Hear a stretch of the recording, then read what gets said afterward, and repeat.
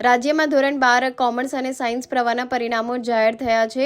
સુરત શહેરમાં દરેક શાળાનું પરિણામ ઝળહળતું આવ્યું છે. ત્યારે સુરત શહેરના ભટાર વિસ્તારમાં આવેલ ઉત્તર ગુજરાત શાળાનું સાયન્સ અને કોમર્સ પ્રવાહનું પરિણામ 100% નોંધાયું છે. શાળાની પ્રિન્સિપલ દ્વારા તમામ વિદ્યાર્થીઓનું મોઢું મીઠું કરાવી શુભેચ્છા પાઠવવામાં આવી હતી. તેમજ વિદ્યાર્થીઓનું ભવિષ્ય ઉજ્જવળ રહે તેવી શુભકામનાઓ આપી હતી. સામાન્ય વર્ગમાંથી આવતા વિદ્યાર્થીઓ વગર કોઈ એક્સ્ટ્રા ટ્યુશન ક્લાસ લઈ શાળામાં પ્રથમ ક્રમાંક હાંસિલ કર્યો છે. આ પરિણામ બાબતે વધુ માહિતી આવો આપણે જાણીએ. નમસ્કાર. આજે ધોરણ 12 તમામ પ્રવાહના પરીક્ષાના પરિણામો જાહેર કરવામાં આવ્યા હતા. જ્યારે સુરત શહેરમાં તમામ શાળાઓનું પરિણામ ઝળહળતું આવ્યું છે. પરંતુ આપણે વાત કરીએ તો ભટાર વિસ્તારમાં આવેલ ઉત્તર ગુજરાતના જે શાળા છે એનું પરિણામ 100% આવ્યું છે. સાયન્સની અંદર વાત કરીએ તો સાયન્સના વિદ્યાર્થીઓ આપણી સાથે મોજૂદ છે. જી, તમારું નામ ને અને તમારું ટોટલ પર્સન્ટેજ કેટલા? મારું નામ સારિન કલ્પેશ કુમાર જરીવાલા છે. મારા સાયન્સ 12th સાયન્સમાં 92% આવ્યા છે. શું કહેશો કે કેવી રીતે તૈયારીઓ હતી, કેટલી મહેનત લાગી, કેટલી આજની સ્ટડીઝ લાગતી હતી? રોજનું કામ રોજ કરવાનું ને સ્કૂલમાં જે કરાવતા હતા ટેસ્ટ લેતા હતા દર વીકમાં એનાથી. આ ક્રેડિટ કોનું જશે? આજે રિઝલ્ટ આવ્યું છે, આટલી મહેનત છે, તમારું ક્રેડિટ તો છે જ, પણ અધર દેન યુ કોને ક્રેડિટ આપશો? સ્કૂલ, ટીચર ને પેરેન્ટ્સને. કેવી રીતે આગળનું શું પ્લાનિંગ છે, કેવી રીતે તૈયારીઓ રહેશે, આગળ શું વિચારી રાખ્યું છે? હમણાં જેવી રીતે તૈયારી હતી એવી રીતે જ. સાયન્સ સ્ટ્રીમ છે તો શું વિચાર્યું છે, ફ્યુચરમાં શું કરવું છે? કમ્પ્યુટર સ્ટ્રીમમાં જવું છે. જી, તમારું નામ? મારું નામ તીર્થ વિરલકુમાર પટેલ છે અને સાયન્સ સ્ટ્રીમમાં બોર્ડ ગુજસેટના મળીને ઓવરઓલ પીઆર મારા 98.72 થાય છે. ક્રેડિટ કોને જાય છે, કેવી રીતે મહેનત રહી છે, કેટલી આજની સ્ટડી રહી, સ્કૂલ્સનો કેટલો સપોર્ટ રહ્યો છે? સ્કૂલ્સનો સપોર્ટ આમાં ઘણો છે અને મહેનત તો જો કે રોજની રોજ કરવી પડે, સ્કૂલમાંથી જે આપે તે કરવું પડે અને બીજી પોતાની બી મહેનત બહુ અસર કરતી હોય છે અને સાથે સાથે પેરેન્ટ્સની બી મહેનત સૌથી વધારે અસર કરે છે. કારણ કે પોતાની મહેનતની સાથે સાથે પેરેન્ટ્સની મહેનત પણ બહુ અસર કરે છે. પોતે તો છોકરા મહેનત કરતા જ હોય પણ જેટલું પેરેન્ટ્સનું વધારે હોય એટલું વધારે માર્ક્સ આવે, એટલું વધારે રિઝલ્ટ સારું બને. કેટલી આજની સ્ટડીઝ કરી હતી? સ્ટડીઝ તો મારી રોજની રોજ થતી હતી. જે પ્રમાણે સ્કૂલમાંથી ટીચરો ફોકસ કરતા હતા, હોમવર્ક આપતા હતા, રેગ્યુલર ટેસ્ટ લેતા હતા, વીકલી ટેસ્ટ લેતા, મંથલી ટેસ્ટ લેતા, એ બધામાં સારું પરફોર્મન્સ હતું અને એના માટે બી રોજની મહેનત કરવી પડે. સાથે સાથે પેરેન્ટ્સ બી એટલું સપોર્ટ કરતા, એટલું જ પાછળ ને પાછળ મહેનત કરતા. શું છે આગળની તૈયારીઓ કેવી રીતે રહી? આગળની બસ તૈયારીઓ કે વિચાર છે મારો ઇસીની લાઇનમાં જઈને રોબોટિક્સનો વિચાર છે. એટલે એ લાઇનમાં હું આગળ જ મહેનત કરવાનો અને માસ્ટર્સ કરવાનો મારો સપનું છે. જી, હવે તો જે પરિણામ છે એની પાછળ જે શાળાનું જો ખૂબ જ મહત્ત્વપૂર્ણ યોગદાન રહ્યું છે, તમારું નામ ને લોકો હવે તમારા વિદ્યાર્થીઓ એઆઈના યુગમાં જઈને રોબોટિક્સ કરવાનું વિચારી રહ્યા છે, શું કહેશો? સૌપ્રથમ થેન્ક યુ સો મચ. હું રેશમા પટેલ, આચાર્ય શ્રી KSKP માધ્યમિક ઉચ્ચ માધ્યમિક વિદ્યાલય.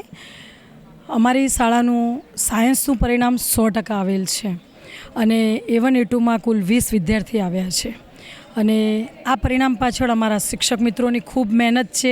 અમારી ટીમ છે જે વિઝન લઈને ચાલે છે, સાથે અમારી એક્ઝામોનું પ્લાનિંગ છે અને બાળકોની મહેનત અને પેરેન્ટ્સ અમારી પર ફૂલ વિશ્વાસ મૂકે છે. તો આ એનું પરિણામ છે. કોમર્સનું પણ અમારું 99.44% પરિણામ છે અને એમાં પણ વિદ્યાર્થીઓ 96% એ અમારો ફર્સ્ટ વિદ્યાર્થી છે.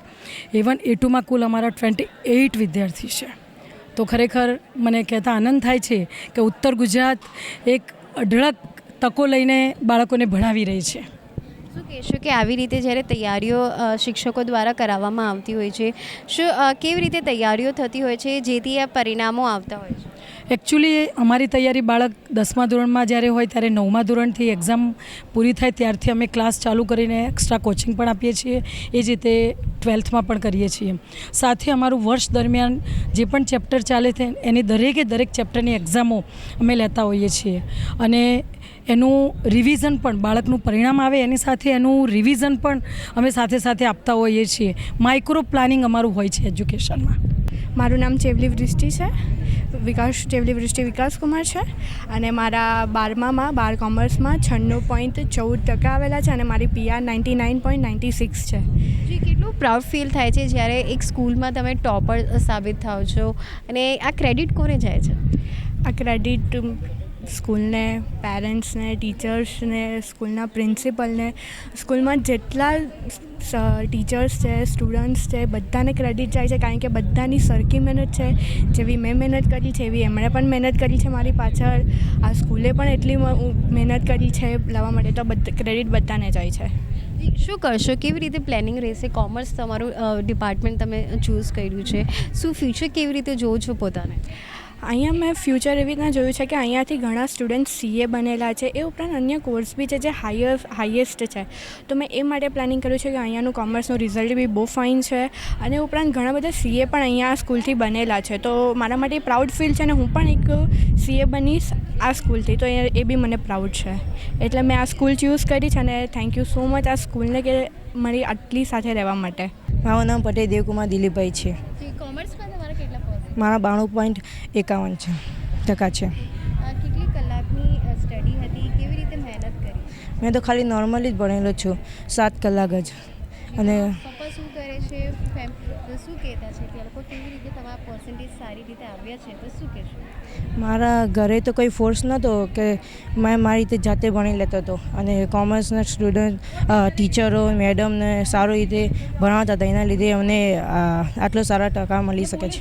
આગળ તમે કઈ રીતે પ્લાનિંગ કરશો? મારું CA બનવાનું છે કોર્સ, પછી જોઈએ જે રીતે થાય. મારું નામ જિગ્નેશ સાહુ છે. મારા દીકરાનું નામ હરીત સાહુ છે. હું છેલ્લા 2 વર્ષથી આ સારા પરિવારમાં જોડાયો છું.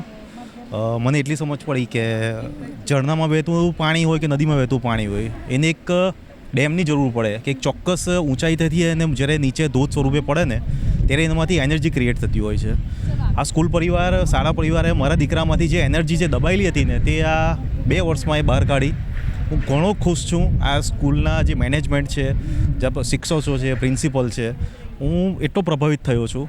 લાસ્ટ યર પણ મેં મારા દીકરાઓના રિઝલ્ટ પ્રત્યે મેં સ્કૂલમાં એક મારું ઓપિનિયન આપ્યું હતું, અને હું એટલું જ કહીશ કે આજના સમયમાં એક ગુજરાતી સ્કૂલ તરીકે હું છક થઈ ગયો છું, અને કોઈપણ પેરેન્ટ્સને અહીંયા એડમિશન લેવું જ જોઈએ 100% પોતાના બાળકો માટે, જેથી કરીને એમનું ભવિષ્ય એક ઉજ્જવળ દિશામાં આગળ વધે. આ સ્કૂલના સ્ટાફે મારા દીકરાને એક દિશા આપી. મારો દીકરો એક ચોક્કસ દિશામાં આગળ વધી શક્યો છે. હું બહુ ખુશ છું. બસ હું એટલી જ કહી શકું છું.